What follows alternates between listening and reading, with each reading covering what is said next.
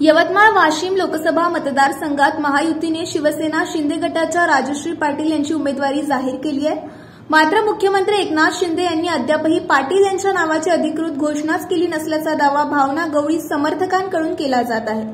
त्यामुळे अखेरच्या क्षणापर्यंत आम्ही भावना गवळी यांना उमेदवारी मिळावी म्हणून खिंड लढू, अशी प्रतिक्रिया भावना गवळी समर्थक शिवसेना शिंदे गट जिल्हाप्रमुख उमाकांत पापिनकर यांनी बुधवारी रात्री उशिरा दत्त चौकात घेतलेल्या पत्रकार परिषदेत दिली आहे। यावेळी गवळी समर्थकांनी जोरदार निदर्शने करून भावना गवळींची उमेदवारी कापण्यामागे पक्षातीलच काही नेत्यांचा हात आहे असा थेट आरोप देखील केलाय। भाजपला गवळींच्या उमेदवारीबाबत कोणताही आक्षेप नव्हता असा दावाही गवळींचे समर्थक नितीन बांगर यांनी केलाय।